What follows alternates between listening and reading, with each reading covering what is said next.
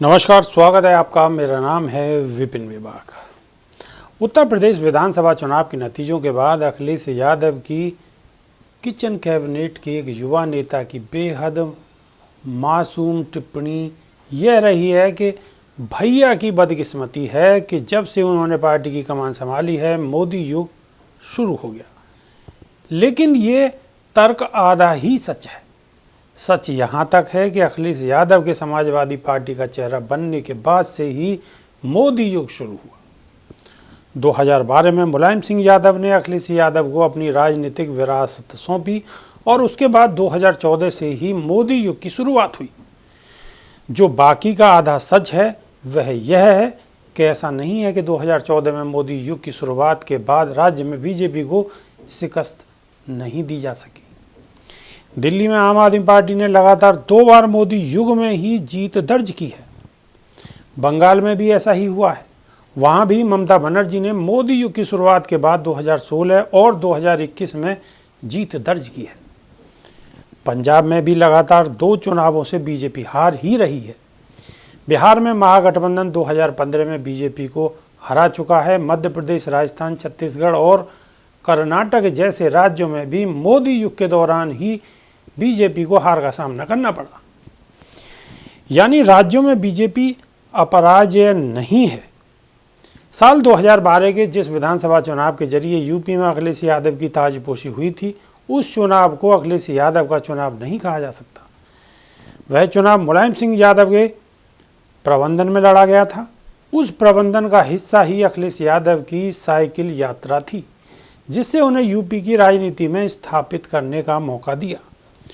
उस पूरे चुनावी अभियान में खुद अखिलेश यादव कहते रहते थे कि समाजवादी पार्टी की सरकार बनने पर नेताजी यानी कि यूपी की राजनीति में मुलायम सिंह यादव को इसी नाम से जाना जाता है ही मुख्यमंत्री बनेंगे।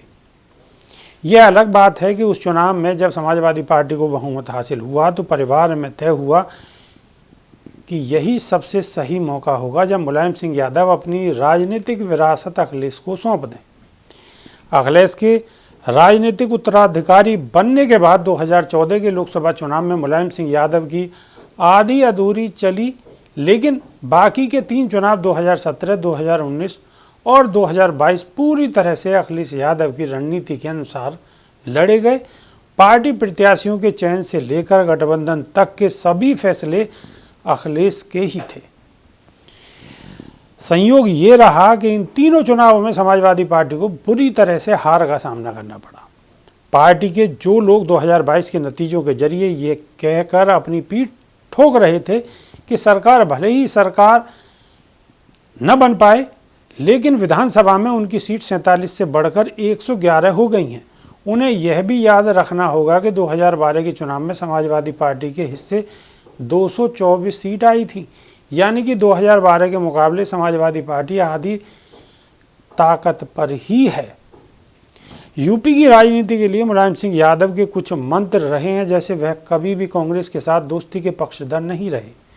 उन्होंने जो मुकाम हासिल किया है वह गैर कांग्रेसवाद के जरिए ही किया।